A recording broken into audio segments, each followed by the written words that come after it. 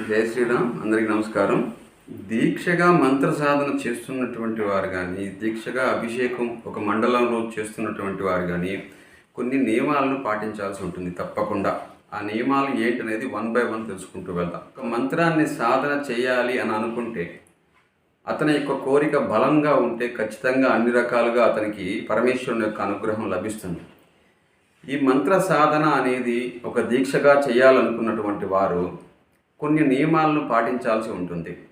ఈ మంత్ర సాధన ఏ కులం వారు అయినా, ఏ మతం వారైనా చేసుకోవచ్చు. వాళ్ళకి భక్తి ఉంటే చాలు, వాళ్ళకి పరమేశ్వరుని పట్ల నమ్మకం ఉంటే చాలు.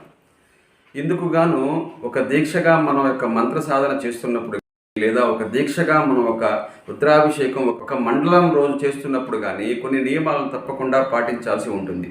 ఆ నియమాలు ఏంటనేది 1 by 1 తెలుసుకుంటూ వెళ్దాం. మహిళల యొక్క డేట్ సమయంలో 5 రోజులు ఆ దీక్షను ఆపి 5 రోజుల తర్వాత కంటిన్యూ చేసుకోవచ్చు. మహిళలకి దీక్షలో ఉన్నప్పుడు ఇలాంటి స్థితి కలిగినప్పుడు 5 రోజులు ఆపేసి తర్వాత కంటిన్యూ చేసుకోవచ్చు. పురుషులు ఎవరైనా సరే ఇంట్లో సాధన చేస్తున్నప్పుడు, ఇంట్లో ఉన్నటువంటి స్త్రీలకు 5 రోజులు ఇబ్బంది కలిగినప్పుడు 5 రోజులు ఆపేసి తర్వాత నుంచి కంటిన్యూ చేసుకోవచ్చు.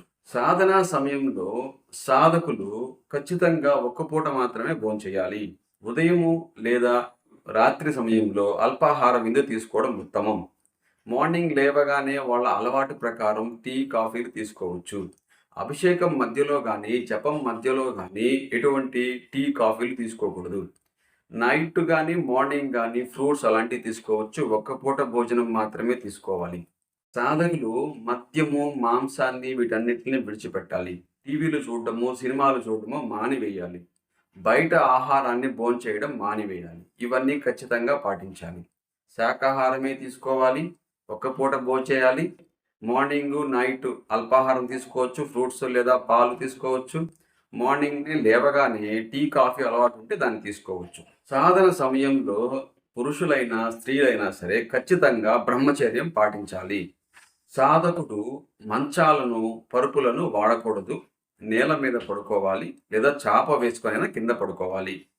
స్నానం చేసి ఉతికినటువంటి వస్త్రాలను ధరించాలి. కొంతమంది మనం చూసినట్లయితే ఒకే పంచ, ఒకే పై పంచ దాన్నే తీసి దాన్నే వేసుకొని మళ్ళీ అక్కడ తగిలించేసి మళ్ళీ వేసుకుంటూ ఉంటారు. అట్లా కాకుండా ఉతికినటువంటి పై పంచ, పంచని కట్టుకొని పూజ లేదా అభిషేకం లేదా సాధన మొదలు పెట్టాలి. సాధన సమయంలో జుట్టు కత్తిరించుకోవడం, గడ్డం కత్తిరించుకోవడం, గోళ్ళను తీసివేయడం ఇలాంటి పనులు అసలు చేయకండి. రామ్ రామ్.